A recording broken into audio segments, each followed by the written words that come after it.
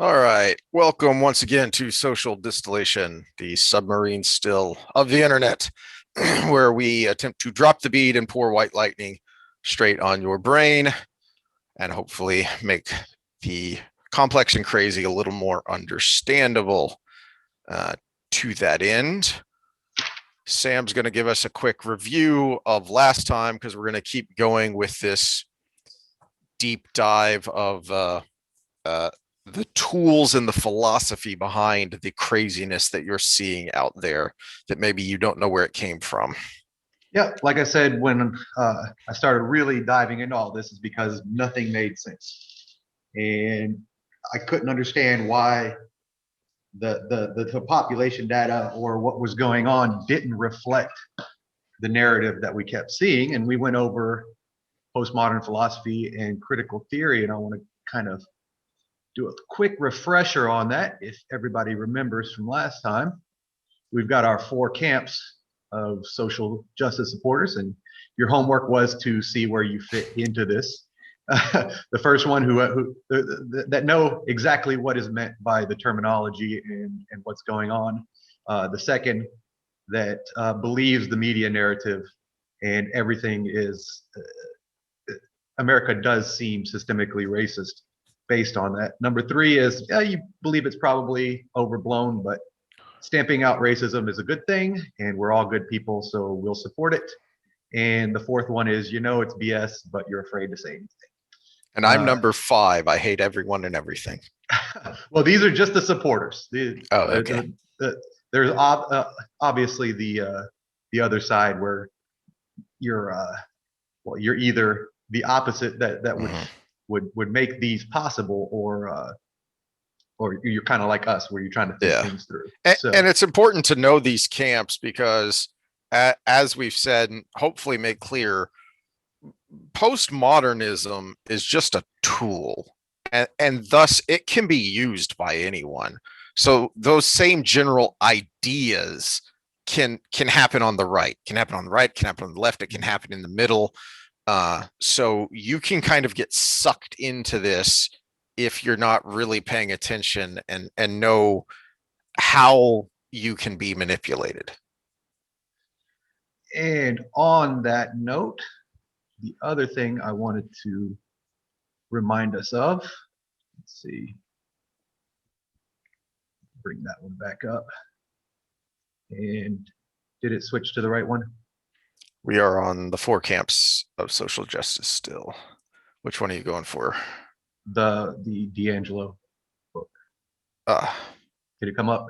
No, I'm still looking at the 4 camps of social justice. Whoops. Yes, Drew Carey. That works too. Okay, well, while Sam is looking for that, I will say that since we're not recording in the morning today, I am enjoying a fine adult beverage. And so if you are a purveyor of adult beverages, since we are the submarine still of the internet, feel free to send us stuff and we'll shamelessly plug you. All right. Well, I'm just going to go over them. I will read them out loud. So it was the 4 pillars of social justice activism. And the first one is the one, like we talked about, is the modernized Marxist philosophy. It's and this is from an actual textbook, right? That is teaching this stuff as a positive. This is from Critical Race Theory and Introduction, and the text I'm reading out of right now that I'm going to quote is "Are We Even Equal? An Introduction to Social Justice Education." So this is actually being used in universities, especially in colleges of education. So that's important for a lot of our discussion. The first pillar is recognize that relationships of unequal social power are constantly being enacted, both on the micro, individual, and macro structural levels. The second one is understand our own positions within these relations of unequal power. Third one is think critically about think critically about knowledge and what we know and how we know it. And number 4 is you have to act on all of the above in service of a more socially just society. End quote. And again, that's from Are We Even Equal? You can find it free PDF online, but it is being used in universities, especially the humanities departments, because it kind of sets you up for the rest of the education as far with the social justice philosophies. We'll just call it social justice philosophies for now. And one of the things I think that makes, like all bad ideas, one of the things that makes it so insidious is the fact that there's some convincing grains of truth there that make you go, oh, well, yeah, I can kind of see that. For instance, the inequality in interactions. Well, that's just life, man. I mean, anytime you interact with anyone, and of course, critical race theory makes it all about race, but the fact is that anytime you interact with anyone, there's probably going to be a level of inequality there, and that's going to kind of influence the action and reaction. One of the things that that Jordan Peterson talks about a lot, if you listen to him, or if you get his book 12 Rules for Life, is the fact that there are natural hierarchies, in large part because of that lizard brain in our head that made us so good as hunter gatherers. You have to have that hierarchy. You have to be able to subconsciously evaluate, where do I stand with this person, so you know if fight, flight, or I would say there's a third response in humans, which is lead or follow, based on how we interact in that hierarchy. As a personal example, anytime I go down to visit Sam and he's working, I hang out there and I try and help out as a little minion as best I can. But even though I've tested and I've gotten several certifications in personal training and fitness, I'm nowhere near on Sam's level. So I always feel a little hesitant to jump in, because I know that Professor Sam there is the real expert, and I'm just kind of a lay person who's done a little work in the field. Well, an expert, that reminds me, because we ended with, we're going to start with what it is to be an expert. What makes an expert? And it's part of the strategy, and you see it in the book I just quoted, Are We Even Equal? Is establishing somebody as an expert in a way that you don't look too deeply into what they say. And that's where that's where the truth comes in. And this goes into cult mentality as well. Is Scientology doesn't pull you in the door talking about Xanu or whatever. Yeah. They don't lead with that. They start with some things that are true. They get you in the door. They get you making some sort of sacrifice. So whether it's a time or money sacrifice or something, I'll give you a real world example from my own profession. Is I learned about 10 years ago, and I've been doing this for about 13. I learned about 10 years ago, because I'm a slow learner, that if someone asks me about a product, diet, program, something along those lines, and wants my expert opinion on it and to do some research, my first question now is, have you already bought it? Because inevitably I would go spend the time researching, come up with the same conclusion, because everything that's trendy is usually, yeah, that's true, but, and the answer is always something. I heard a quote, I'm trying to remember who said it. It was a long time ago, it was at a conference, but it said, the answer can always be, it depends. Just make sure you're ready to say why. And that's usually the answer. It depends. It's good for this, not for that. It's not all that's advertised. And that's typically the conclusion. And then I get in a fight with a client because they start throwing the company rhetoric about why it's good. And then I found out later they spent $400. So they had made that investment. So they dig their heels in to defend their investment. So I just circumvent that by saying, have you already bought it? And if they say, I've already bought it, and I say, you know what? Give it a week and you tell me how it's working. Which is why social media arguments so frequently devolve into battling experts, because it's so easy to go out and apply your confirmation bias and just find someone or someone's that agrees with you and say, well, this expert says this, therefore I'm right. But I think it helps if we define expert too. Yeah. Because all an expert is someone who spent the time and energy to learn something and practice it to proficiency. And here's what I'm going to try to claim to be an expert of. And this is, I'm an expert at critical thinking. So I spend the time and energy to learn how to think well, to use, well, kind of the scientific method, but more of a in a philosophical way. If anybody, thinking well is a skill. And if anybody wants a good start, I'm going to plug something too. I'm going to plug a book. It's called Thinking in Bets. Thinking in Bets. It's a former poker champion. She's also a psychologist and spends her time traveling to businesses, helping them make better decisions. And she breaks it down, uses the poker analogy because her thesis is that life is more like poker than it is like chess. And we can go back to the original game theorists, which if anybody doesn't know what game theory is, look it up, learn about it. That's your homework for this week, because I'm going to speak a lot in game theory as we go on, because it basically explains everything that's happening right now. But that's a good book to start because it's written in plain English, not in academic speak.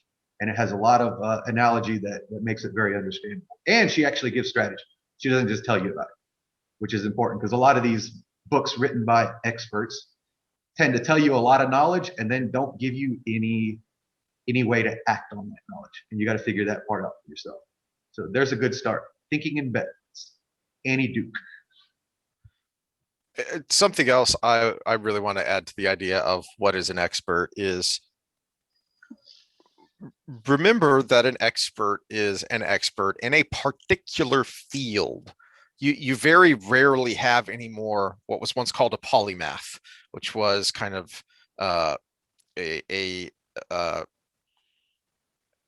expert in a number of high level fields. So like Gustave Le Bon that I talked about last time, he was a polymath. He worked in psychology and philosophy. He dabbled in physics to the point where he once wrote a letter to Einstein complaining that he didn't get proper credit over some things. So that did happen. That does happen, I guess, to some degree now. But it's a lot harder now when the scope of our knowledge has become so vast. So always keep in mind the scope has gotten vast, but so has our ability to obtain it. True. But keep in mind, anytime you're going to post an expert as support, therefore I'm right, or if somebody's throwing an expert at you to say, therefore I'm right, what's that person's actual field? So as an example, it drives me crazy when I get into an argument about environmental policy and someone starts throwing out what some climate scientist has said about, the where we're going to be in 20 years for global warming, et cetera. Forget what your personal opinion may be on climate change and where climate change is headed. Is that climate scientist a policy expert? No. So you disagree with me and you've just thrown up a quote from some climate scientist. Great. I will stipulate that climate scientist knows a lot more about the climate than I do. But does he know about policy, government policy, and the economic impact thereof? Because ultimately, that's what we're talking about a lot when we get down to these kinds of political debates. So you can use and you should use all the experts you want to gather data, but then ultimately we have to form our own opinions based on what's best for the way we personally want to live our lives and what what's best and makes the most sense for what government policies we want our representatives to enact. Well, and you mentioned just the vast amount of knowledge there is to learn. At some point, we do have to trust people.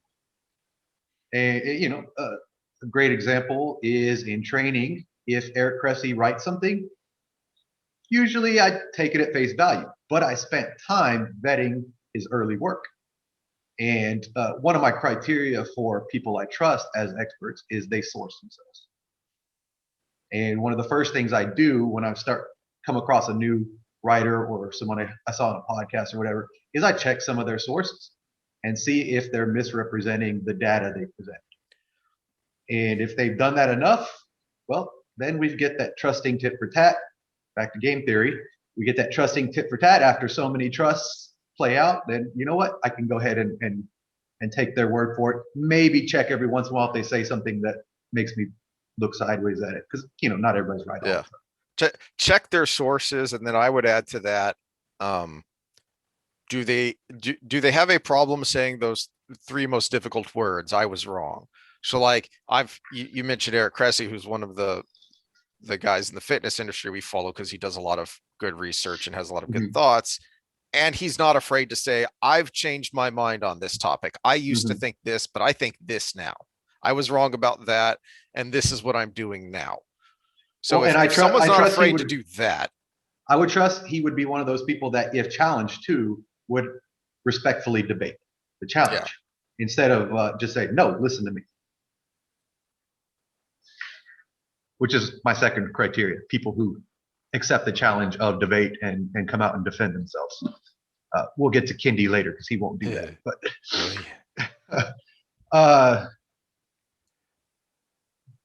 well, let's talk about some non-experts.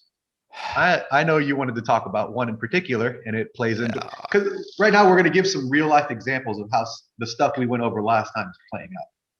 And Heath's going to give, well, I think from our previous conversation, he's going to actually challenge the conservative side on this, which is good because I realistically think if you call yourself a conservative, you should challenge other conservatives and the other way around. And I think that's part of the cure for the tribalism we have is we need to challenge each other respectfully, but we need to challenge each other.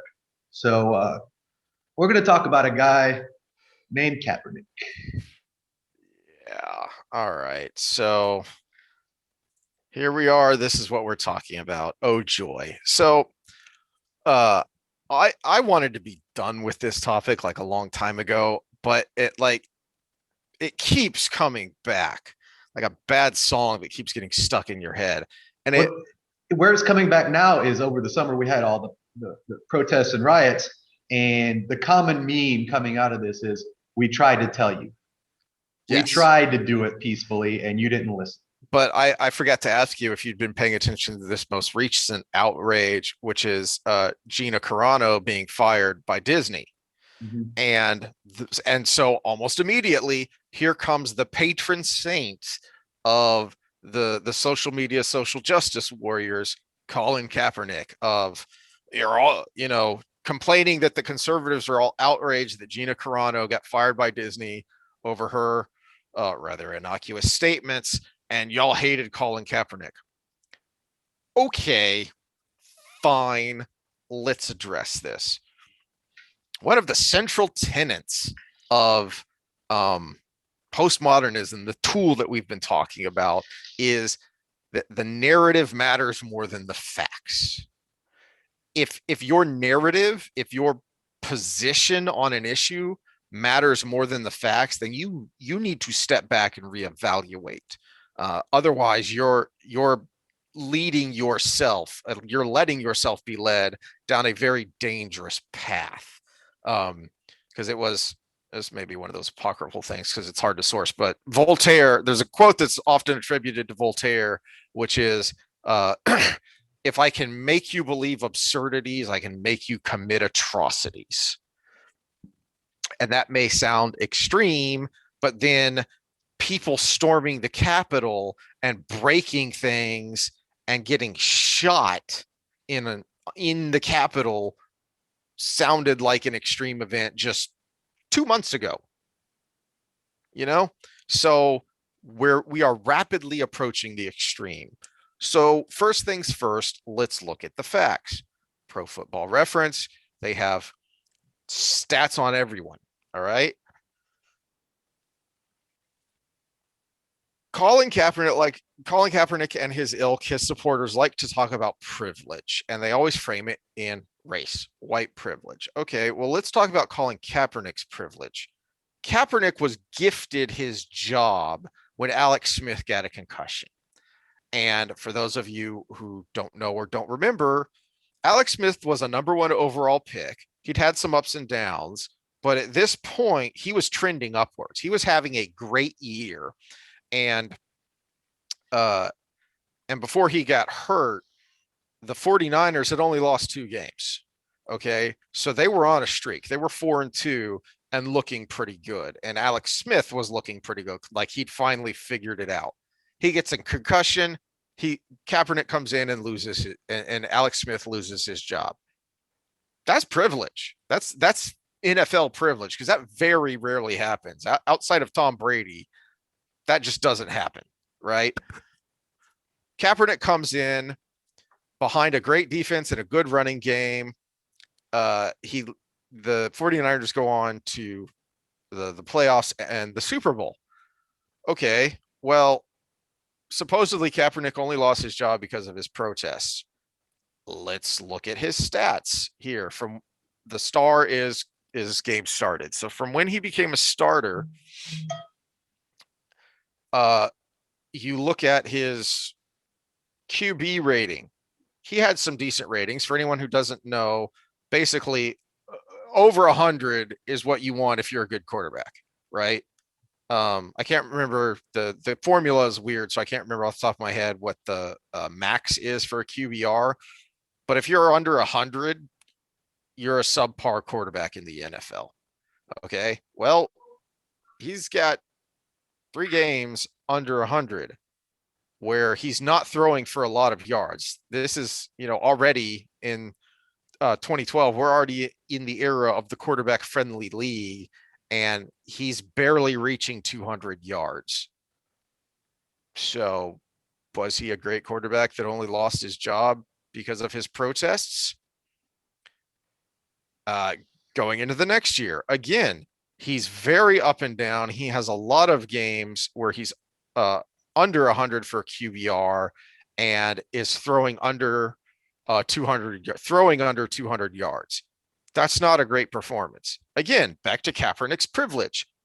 For some inexplicable reason, not only did the 49ers make him their starting quarterback, in 2014, they gave him a huge contract. It was something like 7 years and 120 something million dollars.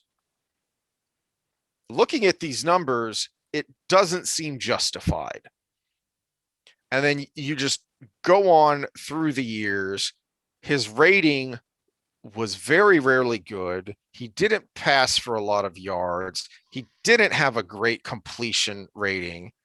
And then in 2015, so one of the key dates here is in 2015, in I believe it was game 9. Yeah, in game 9, he gets benched for Blaine Gabbert. Okay. I just switched tabs. Did it switch on your end, or do I need to redo the share screen? It switched. Okay. There was just a little delay. So we're looking at Blaine Gabbert here. Okay. He is widely considered to be a bust. He was a high round pick and he did not do well. He ended up with the 49ers and he ended up replacing Kaepernick when Kaepernick struggled. And here you see in 2015, he's got at least decent completion percentage. His numbers aren't that much different, but they're slightly better than Kaepernick's. And so he finishes out 2015. 2016 is when the protests start. Remember, it started with sitting on the bench before someone told him, hey, maybe it would be slightly more respectful and make more of a point if you took a knee and that's when he started that in 2016.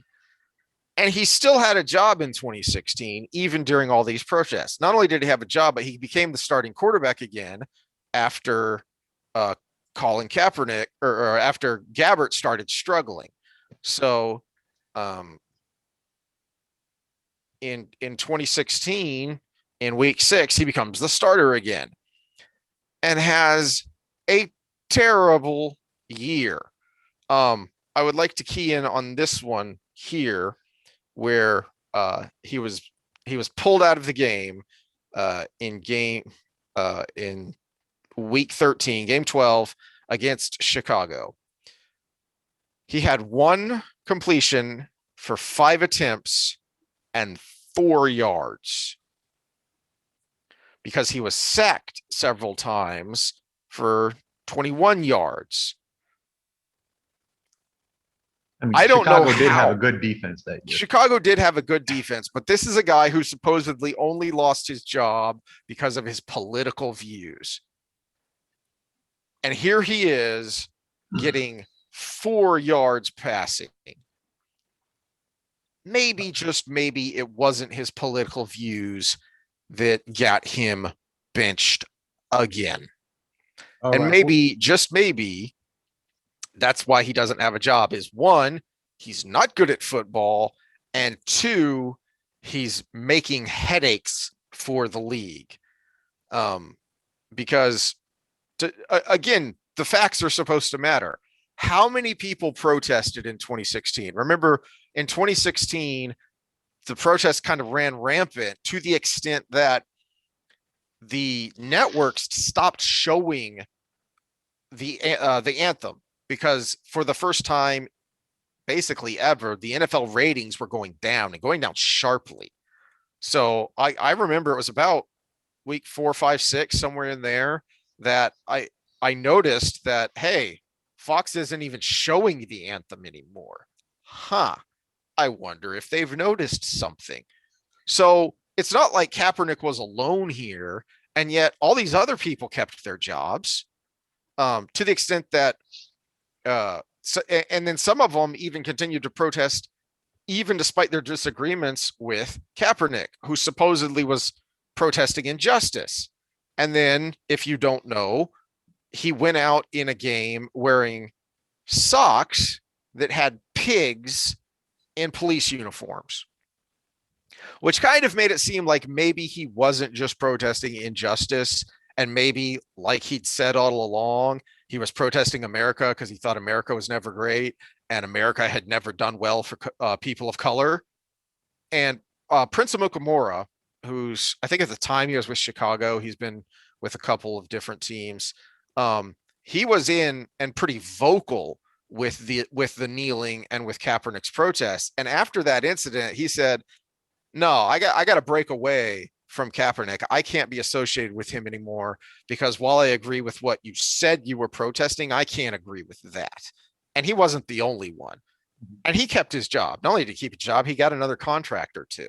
So if it's all about racism, if it's all about punishing people who have opposing opinions, then how do you explain these stats? And how do you explain all the other people who not only kept their job, but signed new contracts after all the protesting? But of course, bring us back to the to our regular screen, and yeah, and I'm going to go into why none of that matters. not at all. Everything I just said, all the facts and the data you just looked at doesn't matter at all. Well, my problem, because I'm going to give a different argument than probably 99% of the people that might watch this, which is everybody because we get like 10 views. But 99% of the people have not heard. It's worse. It's actually worse. It's really hard to steelman Cat because at this point in the game, he either knows exactly what he's doing, which makes him not a good person, or he doesn't, which makes him a useful idiot. And I don't know which one he is. I would have to make assumptions to make that determination. But the problem is the strategy. We already went over what he means by systemic racism. We did that last week. where the whole system, because it was developed by crusty old white guys back in the 1700s, is designed to hold up crusty old white guys and anybody else down. So the hierarchy theory. So we know now what he means by systemic racism, which we know can't be fixed unless we redo the whole system. And so people that are supporting this don't realize he means it's the whole system. He doesn't mean we're trying to get rid of racist individuals. The fact that the flag is racist because it's the flag. The police are racist because they are the enforcers of the system.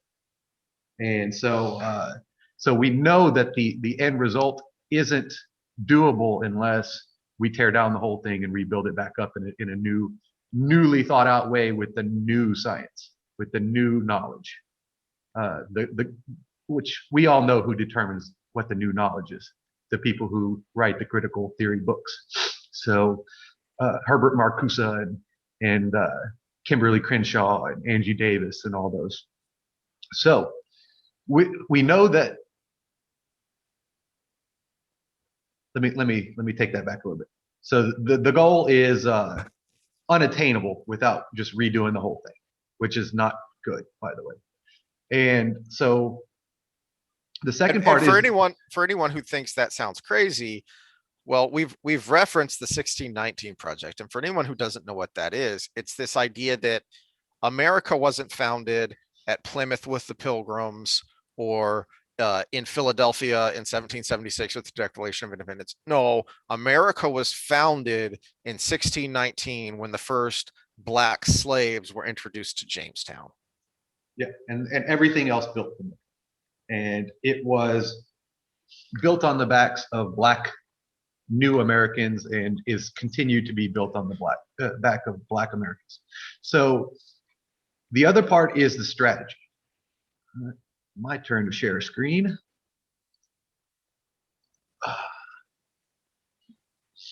Little 4-point process, and we'll make this specific to Kaepernick. Claim racism is present in everything and hidden from view. Provoke reactions. Interpret the reaction according to number 1, which everything is racist. Repeat, and then let tensions melt. So let's go back to Cap. He first sat, and then he knelt, and during the anthem, and I'm again trying to not make assumptions here, but the media had to be in on it because no one would have freaking noticed if they didn't key in on him on the sideline. So there's that part. Yeah. But basically, kneel for the flag. Sorry, I just got a message that internet was unstable, but everything seems to be working fine. You still look good, so well, as good as you can, anyways. Yeah. So he knelt for the flag, for the anthem. When people started asking why and saying it's disrespectful, so we already had the reaction. People were already committed to the reaction. We talked about cults earlier. There's already a commitment. So people were already insulted. Then he said, well, it's for social justice. It's against systemic racism. It's a protest against that, which if he would have led with that, might have had a better effect, but that's not the point because it's part of the strategy. And the other sleight of hand there is he, and more than just him though, really is his supporters were, it's about police brutality. Well, who can be against protesting police brutality? None of us want police brutality. Okay, but is that really what he was doing? So it was step 1, do something that insults a lot of people. When people get insulted, claim it's because of social justice. Step 3, say, make nice little memes that say, well, the US is so racist that that protesting systemic racism makes you think they're protesting the US.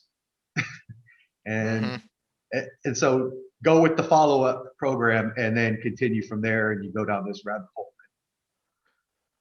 And the facts don't matter. The fact that you said that, yeah, you were protesting America because America has never been great and it's always treated people of color terribly.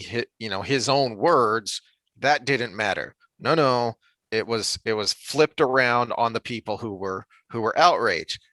And to that end, I'm really annoyed with how people on the right especially reacted. I mean, they fed right into this with their frankly overreaction. This, screaming that the commie traders need to be fired. No, because the right had a point that it was offensive because the point of the anthem is that it is, what have we been talking about this whole time so far is this idea that the goal here is to get people to critically think and take a step back so that they can see that, you know what, we don't disagree with our friends and neighbors as much as we think we do. We're just being manipulated by people who gain power and influence and money by keeping us in separate camps and whipping us into a frenzy. Well, you're feeding right into that if your first instinct in a situation like this is fire the commie traders. No, it should be explain why you're offended, because the anthem represents the country. The anthem represents the best of us. The anthem represents, especially because of its ties with the military, with military color guards, military flyovers, and that kind of thing. And the anthem itself is from the 1812 war. It represents those times where the best of us have stood up to literally die for what the country is supposed to believe in. Those are all things that should be completely apolitical. Whatever you think of the downsides and negatives and mistakes of America throughout its history, we should all be able to say, but we have done some good, and we were founded, at least, even if we didn't live up to it, we were founded on principles that are truly unique and noble, and we can all rally around that. And then after we've rallied around that central idea, we can argue and debate about how we best live up to those principles. Well, which is why it's such a successful strategy. So again, he insulted, he did something that would insult everybody who has a patriotic bone in their body. Mm-hmm. And you brought up all the different people that would get the reaction you want, and they fell right into it. It wasn't just conservatives, it was everybody who respects the flag. So and the fact that almost the whole country reacted to it negatively was what they called the proof that the United States of America is systemically racist, even though they failed to mention that systemic racism was the original protest until after everybody was outraged. So it's provoke, get reaction, use reaction as proof. It's so in 2016, when I was not spending a whole lot of time thinking about things like this and still trying to run a business, and it was actually the recovery of the business because I had made some bad mistakes in 2015 that we were recovering from. So I was really hard at work, 15, 16 hours a day. But I did scroll through Facebook, and our mutual friend that is on the social justice rabbit hole, he posted a Kaepernick thing, and it was one of those that was to the effect of, and I wanted to look this up, but he posts so much, and it's several years ago. It's hard to find. And Facebook, it's not easy to find old posts, and you're, because I wanted to bring up parts of the conversation, so I'm just gonna have to do it from memory. But it was one of the memes that was white people, U.S. so racist they tell white people, or white people tell black people how they can protest, because the argument, one of the arguments there was it's not a good protest. It wasn't clear. It wasn't exactly what we're talking about. It wasn't clear. It didn't make sense. It didn't protest the actual thing that they say they're protesting against, et cetera, et cetera, et cetera. And I kind of went in on support of the fact that it wasn't a good protest. And I got into a little dispute with, we'll call him Dr. J. You know who I'm talking about. Uh-huh. Yeah, so we'll call him Dr. J, and he is a professor in the humanities, and he teaches this stuff to young college kids as they come in. So he was well versed in all of this and ready for someone like me who had no idea what was going on. And even though I had the facts on my side and I knew it, and this was part of the I hate things not making sense, I got my ass handed to me in that debate. But one of the things he said during it was he gave a little, he's like, I want to tell you a story. And he tells a story of a bunch of rabid dogs fighting over a bone and throwing a rock into that group of dogs. And whichever one yelped the loudest was the most rabid. And what it meant was that the fact that we yelped when they insulted the flag was proof that we were racist.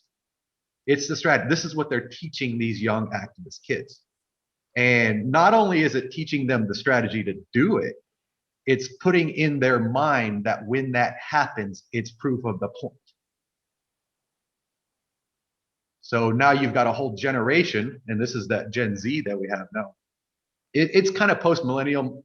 It's the end of the millennials and into that Gen Z that come out with this idea that that is actually scientific proof that the United States is a racist, bigoted, homophobic, transphobic, misogynist patriarchy.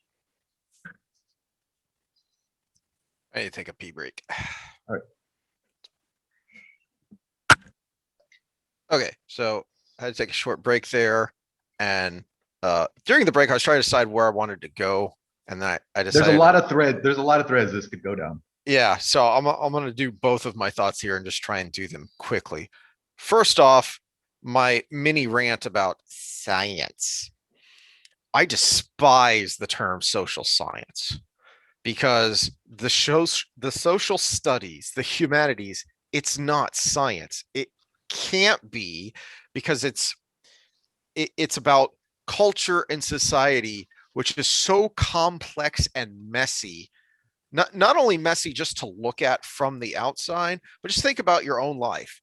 How many times do you not even know why you did a thing?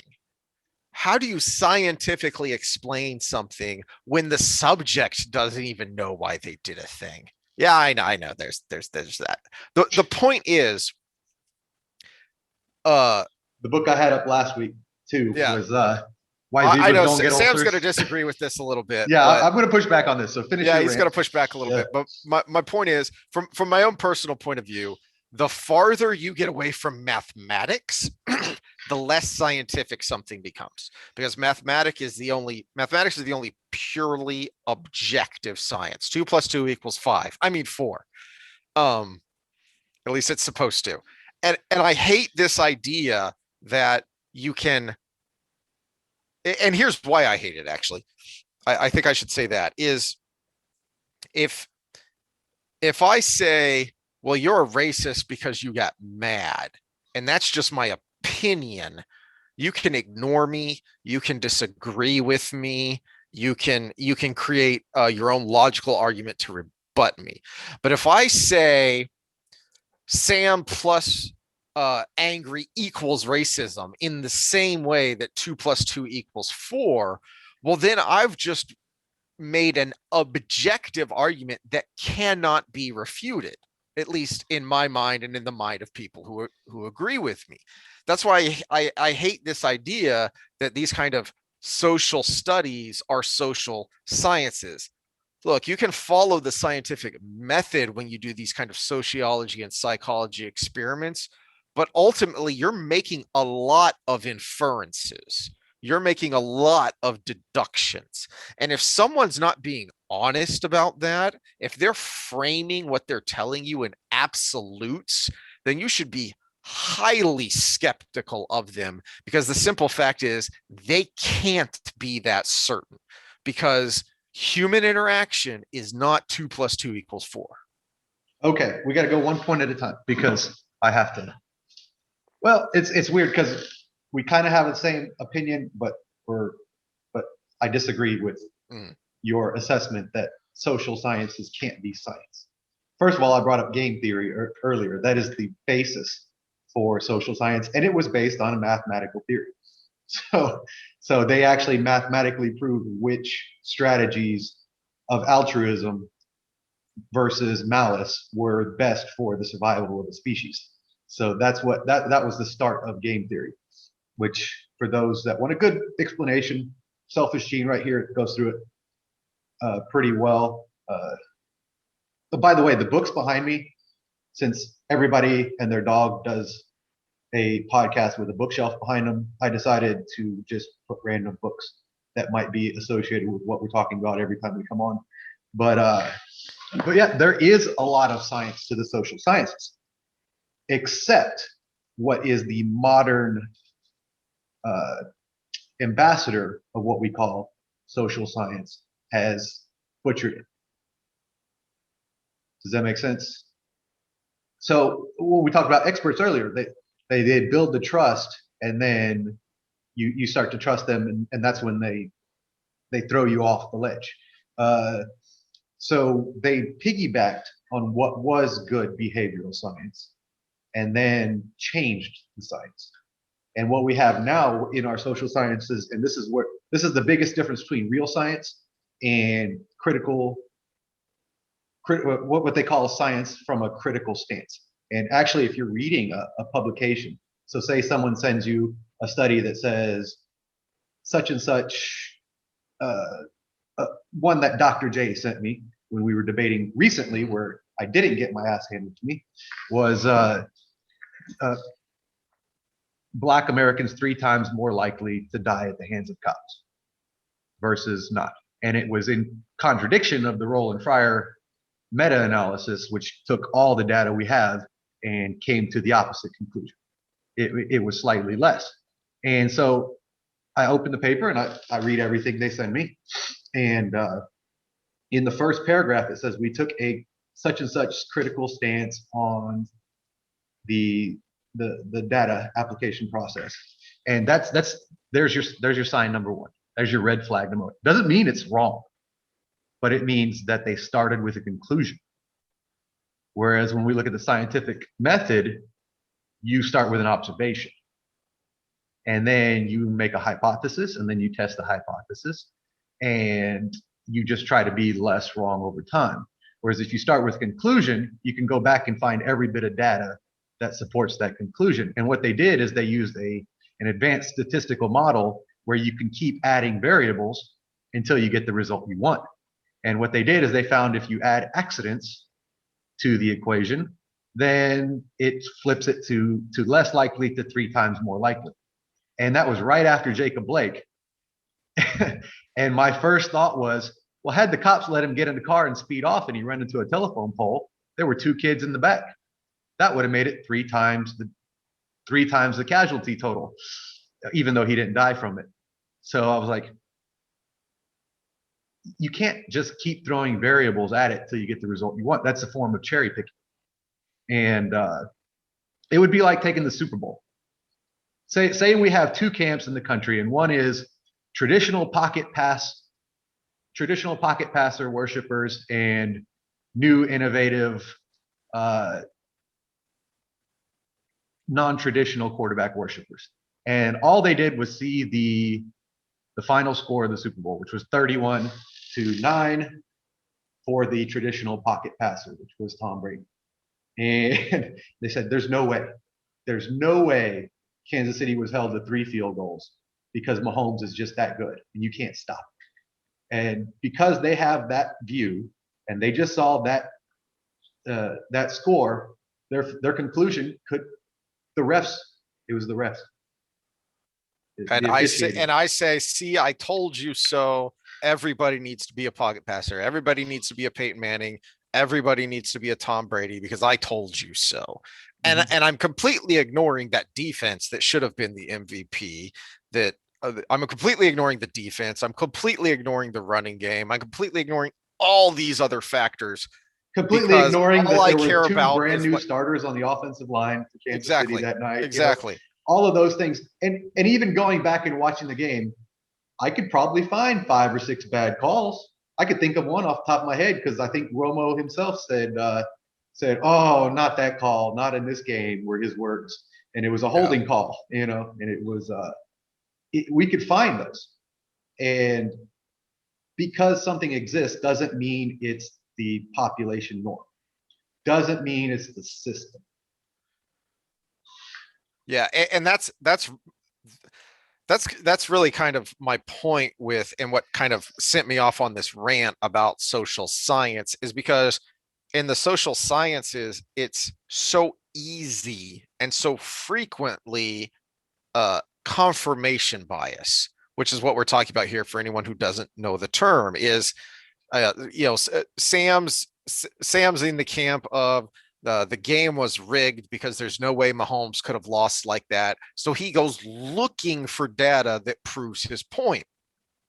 And I'm in the camp of no, this whole fad of mobile quarterbacks is just a fad. It's the old fashioned pocket passer. So I go looking for stats and elements in the game that prove my point. And we're both completely ignoring everything else. We're both completely ignoring the whole picture, because otherwise that would make things more complicated. That would make neither of us right. Mm-hmm.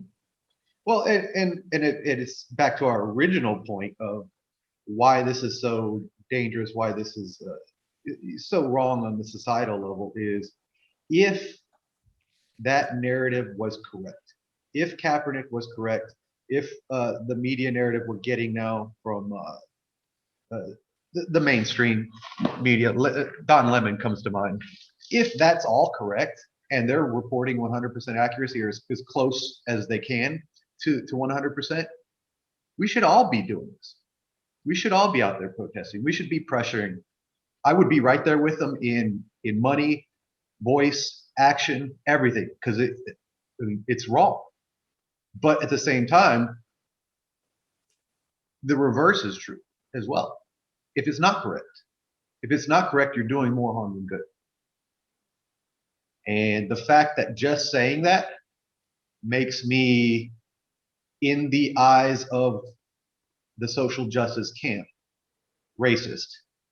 Just having that opinion based on a lot of diligent work to come to that opinion puts me in that camp. And again, we ended our thing last time with start questioning things. Start questioning why someone's called racist. Start questioning why they're called misogynist or transphobic or whatever. J.K. Rowling is a freaking feminist, but she's transphobic, or TERF, excuse me. She's a TERF. Trans exclusionary radical feminist is TERF. Oh my gosh. which basically they're using for any female that says females exist now. You're a TERF. But well, Gina okay. Carano didn't say anything racist. I challenged somebody on one of those threads the other day, and I'm about to hit him back up because I said, you go ahead and give me your definition of racism. These are two key points here. Give me your definition of racism and an example of how she broke that. I hope she gets the same lawyer that had the Sandman kid that sued the New York Times and all those other news outlets for slandering him. I hope she gets the same lawyer and sues the crap out of Disney until she owns Disney World, because it's not just that we've parted ways. She's no longer working. They specifically called her comments abhorrent and intolerable. That's a terrible thing. And I'm getting off on a tangent here. The second point I wanted to bring up is keying off of what you just said about here's why it matters and here's why it's dangerous, is because, take the Gina Carano example, is look at the things she said. You might disagree with them. You might think she's wrong. You might think she's dumb, but to call what she said abhorrent and intolerable is to silence speech, which is what we've been ranting about these first few episodes. It's to silence speech. There's a chilling effect to allowing these tools to work unchallenged. In the racism example, it's not just that we're ticked off because we're being called racist crackers when we're not. I mean, we're crackers, but we're not racist. Cracker what? And it's not just that it's annoying and offensive to be called that. It's And this was my rant about the kind of the guy that triggered all this and the radical racial post is something I had been beating my head against the wall with these posts for a while until I just kind of gave up was there are a lot of people on the right, people you hate who agree with you when it comes to police brutality and police violence. But the second you start saying that it's all motivated on racism and you go even further extreme and saying that cops are out there purposely looking for black people to kill, I mean, I try and bring the right side of the perspective to this. And if you haven't been following politics on the right, in the last couple of years of the Obama administration, the right had been complaining about the militarization of the police. There were a number of articles written from libertarian authors and sites about how why in the world are SWAT teams being brought along on regulation enforcement? Why does the Department of Education have a SWAT team to go after people who are delinquent on their student loans? Why is New York sending SWAT teams with code enforcers in alcohol raids that aren't like, prohibition raids? This is just someone's license is out of date or something like that. Well, we're There are seeing that people who, contradiction now with the lockdowns. yes, The same people who are defending police, when the police go after their business or something, then they're fighting back as well. And this is actually an important point, because when you understand this ties into your first point, is when you understand real social science, which is behavioral biology, behavioral psychology, and why we do the things we do from a behavior standpoint, uh, it all makes sense.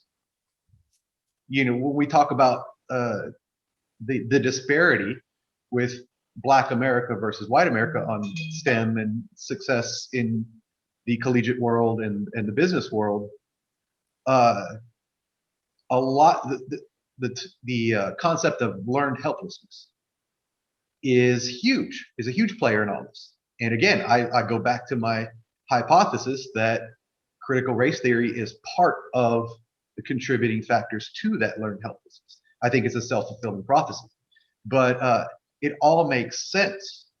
So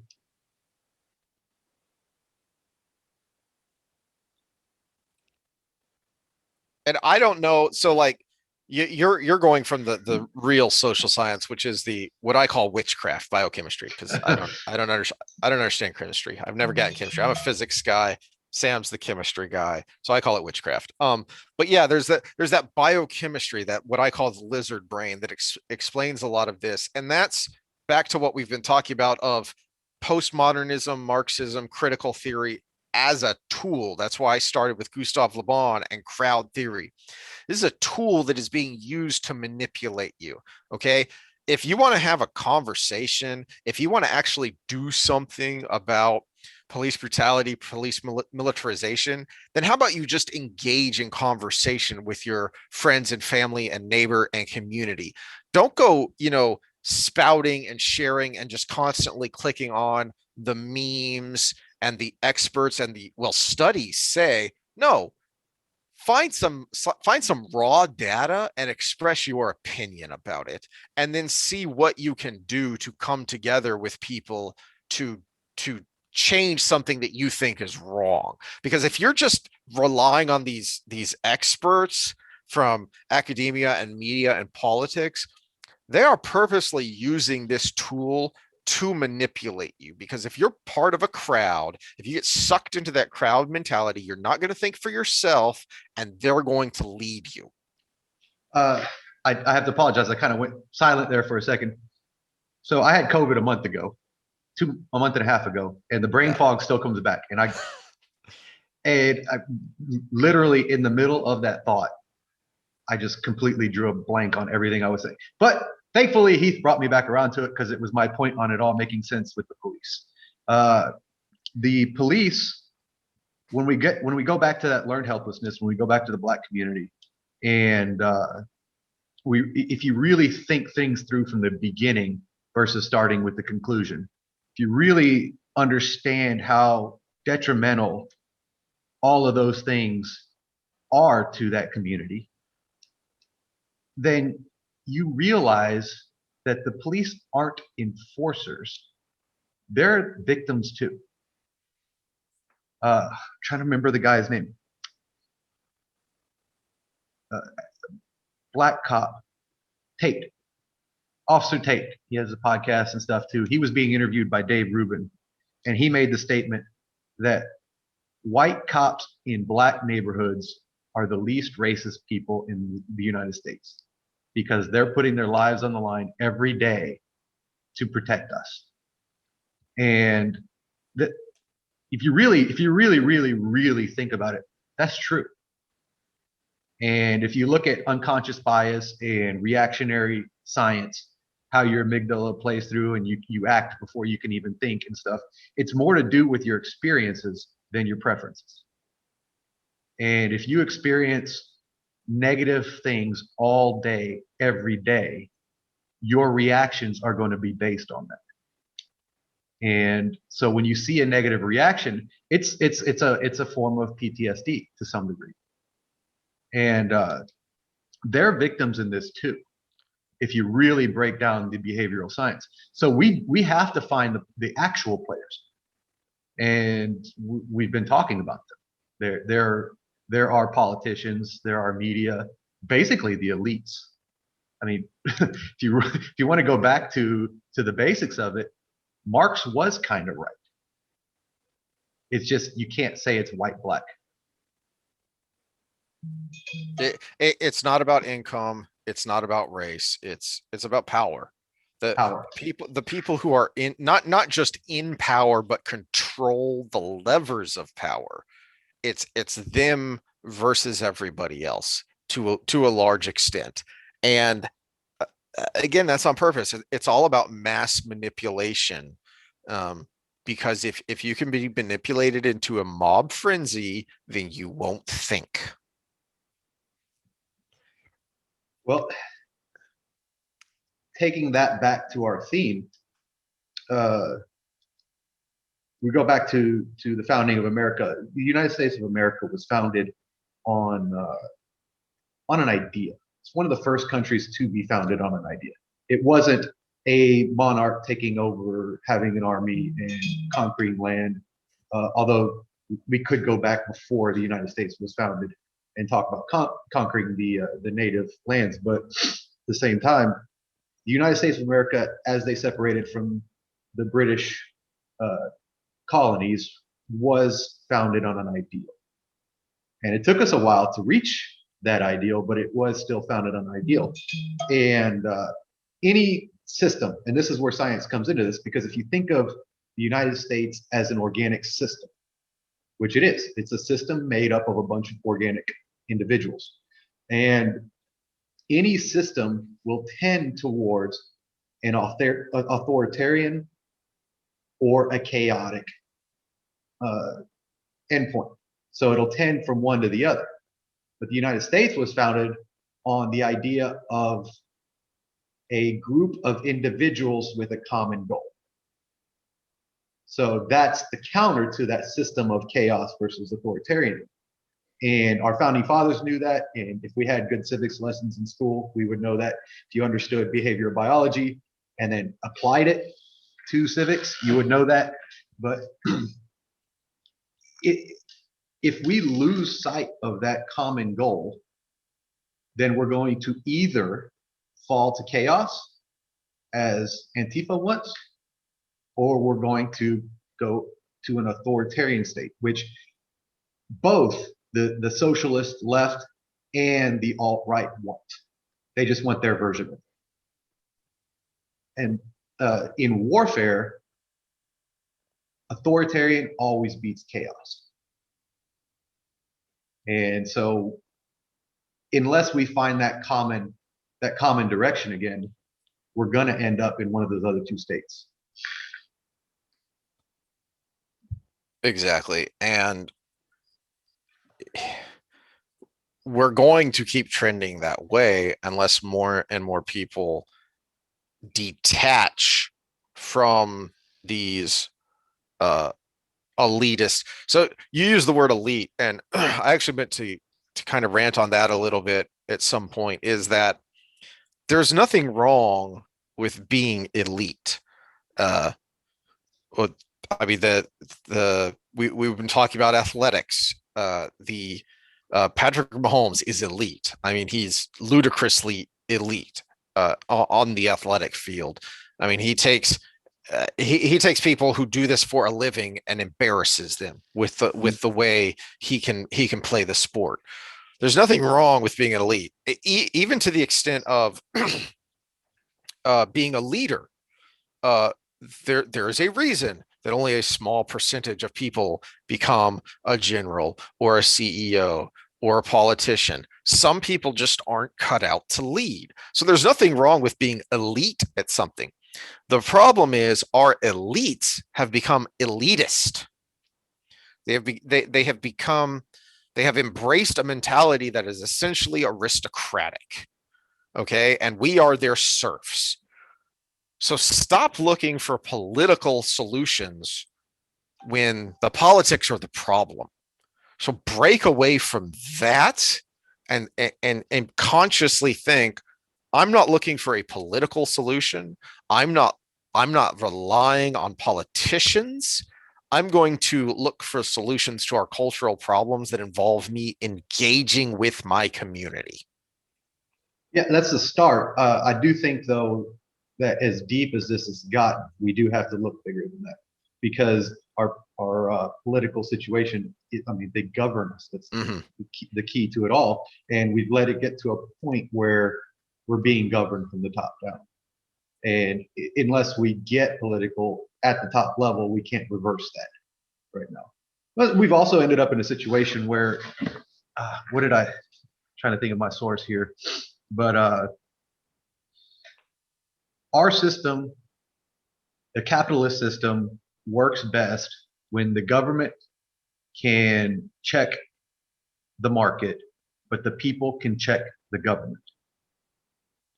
And where we're at now with big tech and everything is the market actually controls the government, and the people are left here trying to figure out what's going on. Mhm. And I don't know what the fix is on that. We're probably going to need some greater minds than mine to get on that. But at the same time, here we are. Well, to that, I think that's a good place to leave off and maybe tease some stuff the next time. I don't think we should let Kindy off the hook. I think we should do kind of a mini episode just on him next time, because it is part and parcel to all of this craziness that's going on, and he is a good illustration of someone who is being manipulative and fanning these flames for his own gain.